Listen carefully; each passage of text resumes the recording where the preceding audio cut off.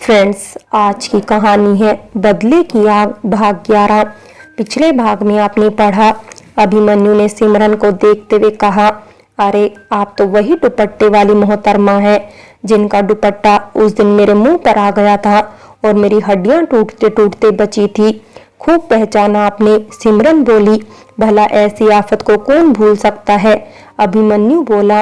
अब आगे? अच्छा जी, तो मैं आफत हूँ, सिमरन बोली।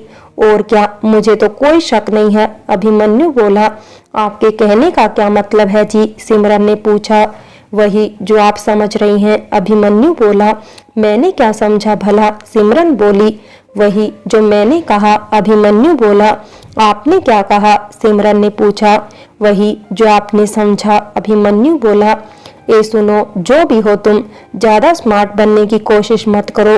ऐसी गोल गोल बातें करके मुझे घुमाने की कोशिश मत करो। मैं सब समझती हूँ कि तुम यहाँ बिन बुलाए मेहमान हो, सिमरन बोली। आप उन साहब से जाकर क्यों नहीं पूछती कि मैं कौन हूँ? अभिमन्यु ने हरजीत की ओर इशारा करते हुए कहा। अरे वो तो हरजीत भैया हैं, सीआईडी में हैं, तुम्हारी सब हेकड़ी निकाल देंगे, सिमरन बोली। मोहतरमा, आप तो खामखा में इतनी गर्म हो रही हैं।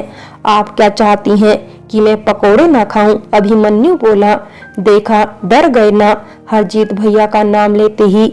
और इतना कहकर सिमरन ने अभिमन्यु के हाथों से प्लेट छीन ली। अभिमन्यु कुछ नहीं बोला और दूसरी प्लेट उठाकर उसने अपनी प्लेट में कचौड़ियां रख ली। बड़े बेशरम इंसान हो, इतनी बेइज्जती के बाद भी कोई शर्म लिहाज नहीं है, सिमरन बोली। देखिए मोहतरमा, खाने के मामले में मैं कोई शर्म लिहाज नहीं करता, मुझे चुपचाप खाना खाने दीजिए, अभिमन्यु बोला। मुफ्त का माल है ना, तो दबाए जाओ। सिमरन ने इतना कहकर फिर से प्लेट छीन ली। अब तो अभिमन्यु के गुस्से का पारा न था और वो बोला, मोहतरमा, क्या तकलीफ है आपको मेरे खाने से? आपने उस दिन माफी क्यों नहीं मांगी? सिमरन बोली। ये अच्छा है भाई, मैं उस दिन गिरते गिरते बचा और माफी भी मैं ही मांगू, ये आपका कहाँ का इंसाफ है? अभिमन्यु बोला। तो गलती मेरी भी नहीं थी, दुपट्टा उड़कर आपके चेहरे पर चला गया तो मैं क्या करूं? सिमरन बोली। उन दोनों की बहस देखकर मिन्नी उनके पास आकर बोली, क्या हुआ सिमरन, और कौन है ये साहब? वही तो इतनी देर से मैं भी उन जनाब से पूछने की कोशिश कर रही हूँ कि कौन है ये, लेकिन ये सिवाय ठूसने के कुछ और कह ही नहीं रहे हैं, सिमरन बोली। माफ कीजिए मोहतरमा, अभी तक एक निवाला भी मेरे पेट में नहीं गया। झूठ मत बोलिए, आपने दोनों बार मेरे हाथों से प्लेट छीन ली, अभिमन्यु बोला। सिमरन, ये क्या है? ऐसा कोई करता है भला? प्लेट क्यों छीनी? मिन्नी बोली। माफ कीजिएगा दीदी, लेकिन ये भी हठ धर्मी कर रहे हैं, सिमरन बोली। आप ही बताइए दीदी, किसी भूखे इंसान की प्लेट छीन लेना एक कैसा सलूक हुआ भला? अभिमन्यु बोला। लेकिन दीदी, इस भूखे इंसान से ये भी तो पूछो जरा कि ब्रह्मांड के किस ग्रह से आए हैं, सिमरन बोली। हाँ भाई, पहले तुम सिमरन के सवाल का जवाब तो दो, मिन्नी बोली। जी, मैं तो पृथ्वी ग्रह का प्राणी हूँ, अभिमन्यु बोला। लेकिन जनाब, आपको यहाँ किसने बुलाया है? सिमरन ने खींचते हुए पूछा। जी, मैं तो अपने बड़े भैया के साथ आया हूँ, अभिमन्यु बोला। और तुम्हारे बड़े भैया कौन है? सिमरन ने पूछा। जी, वो रहे मेरे हरजीत भैया, अभिमन्यु बोला। तो पहले नहीं बोल सकते थे?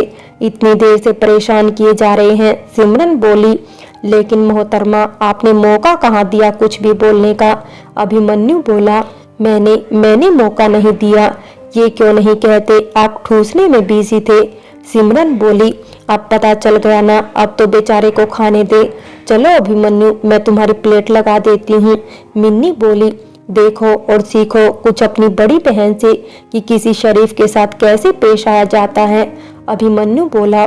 बहुत देर से आपकी बकबक सुन रही हूँ, अब चुप भी हो जाइए नहीं तो, सिमरन बोली। क्या कर लेंगी आप? अभिमन्यु बोला। अरे तुम जैसों से बात करना ही बेकार है, सिमरन बोली। तो मोहतरमा क्यों कर रही हैं बात? जाइए ना और मुझे खाना खाने दीजिए, अभिमन्यु बोला।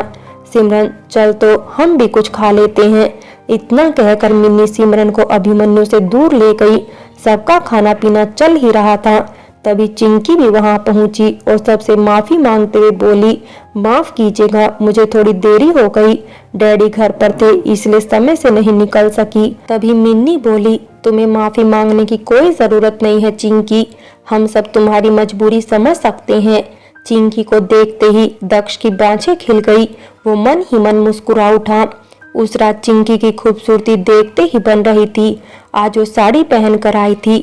धानी रंग की पारदर्शी हल्की साड़ी में उसकी छरहरी काया झलक रही थी। साथ में स्लीवलेस ब्लाउज साड़ी की मैचिंग का था। उसने बीच से मांग निकालकर लंबी सी चोटी बना रखी थी।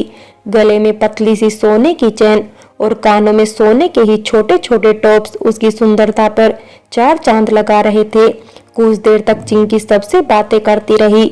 मिन्नी ने उसे शनाया बानों से भी मिलवाया और फिर उसने सिमरन और मिन्नी के साथ ही खाना खाया। दक्ष की बेताबी मिन्नी और सिमरन से छुप नहीं रही थी। वो चाहता था कि वो भी कुछ पल अकेले में चिंकी के साथ बिताए, लेकिन उधर मौजूद बुजुर्गों का थोड़ा लिहाज तो करना ही पड़ता है, क्योंकि वहां अमर, सेठ रामपाल जी और अरमान चाचा भी मौजूद थे। फिर दक्ष की उलझन को सिमरन और मिन्नी ने कुछ यूं सुलझाया, चिंकी, खाना ठीक से खाया ना तुमने? सिमरन ने पूछा। हाँ, बहुत अच्छे से खाया, चिंकी बोली। तुम्हें सबसे ज्यादा क्या पसंद आया? सिमरन ने पूछा। मुझे सबसे ज्यादा दही बड़े और मलाई कोफ्ता पसंद आया, चिंकी बोली। और कुछ खाओगी तो लाऊं? सिमरन ने पूछा। बाप रे, बहुत खा लिया, और खाऊंगी तो पेट फट जाएगा, चिंकी बोली। अच्छा तो चलो थोड़ी देर लॉन की खुली हवा में जाकर बातें करते हैं, सिमरन बोली। तो चलो, चिंकी ने कहा और दोनों लॉन में लगे झूले पर जा बैठी। उन दोनों ने थोड़ी देर बातें की ही थी कि मिन्नी वहां पहुंची और सिमरन से बोली, सिमरन, शनाया खाला जान तुमसे कुछ बात करना चाहती है। मिन्नी की बात सुनकर सिमरन ने चिंकी से कहा, बस अभी आई, तुम यहाँ बैठो चिंकी। इतना कहकर सिमरन अंदर गई और दक्ष से बोली, भैया, दीदी बाहर लॉन में झूले पर बैठी है और आपको बुला रही है, कुछ जरूरी बात है। ठीक है, अभी जाता हूँ। और इतना कहकर दक्ष बाहर लॉन में आ पहुंचा। झूले के पास पहुंचा तो वहाँ चिंकी अकेले बैठी थी। चिंकी को बैठे हुए देखकर दक्ष ने पूछा, आप यहाँ अकेले क्या कर रही हैं?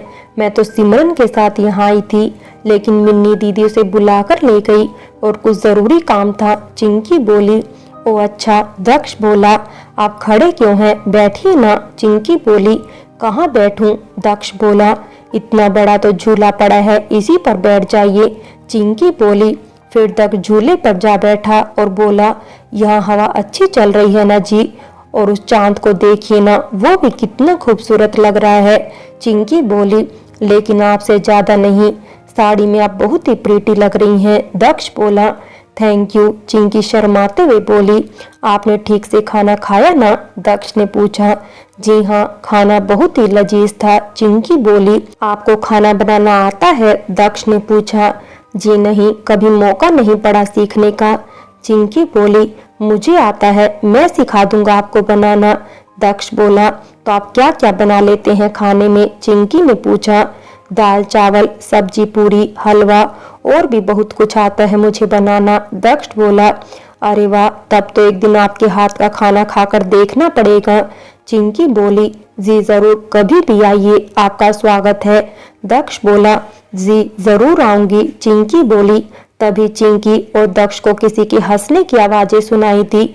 उन्होंने नजरें इधर उधर दौड़ाकर देखा तो मिन्नी और सिमरन किसी झाड़ी की ओर से बाहर निकली और फिर सिमरन बोली, दीदी, हमारी सारी मेहनत पर पानी फिर गया, फालतू में इन लोगों को अकेले बैठने का मौका दिया। ये तो प्यार की बातें ना करके खाना डिस्कस करने बैठ गए। सिमरन की बात सुनकर दक्ष बोला, तो ये आप लोगों की साजिश थी? दक्ष भैया, हमने सोचा था आप दोनों को कुछ देर अकेले छोड़ दें तो आप लोग एक दूसरे से अपने दिल का हाल बयां कर लें, लेकिन आप लोग तो आपस में अपनी अपनी रसोई बयां करने लगे, सिमरन हंसते हुए बोली। ऐसा कुछ नहीं था सिमरन, चिंकी बोली। हाँ हाँ, अब छुपाने से कोई फायदा नहीं, हमें सब पता चल गया है, सिमरन बोली। मिन्नी दीदी, आप ही सिमरन को कुछ क्यों नहीं समझाती, दक्ष बोला। अब मैं क्या समझाऊं, वो सही तो कह रही है, मिन्नी बोली। दीदी आप भी, दक्ष बोला। जो दिल में है कह दो ना एक दूसरे से। मिन्नी बोली, आप लोग मुझे परेशान कर रहे हैं, मैं जा रहा हूँ यहाँ से। दक्ष बोला, दक्ष ठहरो, लो हम लोग चले जाते हैं यहाँ से। मिन्नी बोली, नहीं दीदी आप भी हम लोगों से बातें कीजिए। चिंकी बोली, नहीं चिंकी अब तुम लोग बातें करो, मैं और सिमरन यहाँ से जाते हैं। मिन्नी बोली और इतना कहकर मिन्नी सिमरन के साथ चली गई। दोनों के जाने पर दक्ष बोला, चलो भाई। चली गई दोनों बहनें। क्यों, उनका जाना आपको अच्छा लग रहा है? चिंकी बोली, मैंने ऐसा तो नहीं कहा। दक्ष बोला, तो आपके कहने का क्या मतलब था? चिंकी बोली, यही कि हम थोड़ी देर और कुछ वक्त साथ में बिता पाएंगे। दक्ष बोला, अच्छा तो ये बात थी? चिंकी बोली, जी हाँ यही बात थी। दक्ष बोला। उसकी बात सुनकर चिंकी शर्मा गई और दोनों फिर से अपनी बातों में मगन हो गए। उधर मिन्नी अकेले बैठी हुई थी। तभी हरजीत ने उसके पास जाकर पूछा, खाना खा लिया आपने? जी हाँ, और आपने खाया? मिन्नी बोली, जी मैंने भी खा लिया। हरजीत बोला, बहुत बढ़िया। मिन्नी बोली, और आप ठीक तो है ना? हरजीत ने पूछा। जी मैं बिल्कुल ठीक हूँ। मिन्नी बोली, जी तो अब चलूं, देर हो रही है, माँ इंतजार करती होगी। हरजीत बोला, माँ से मिलने की इच्छा तो मुझे भी है। मिन्नी बोली, जल्द ही मिलवाता हूँ। हरजीत बोला। तभी अरमान चाचा ने हरजीत को पुकारा, हरजीत यहाँ तो आना जरा। अभी आया, इतना कहकर हरजीत चला गया।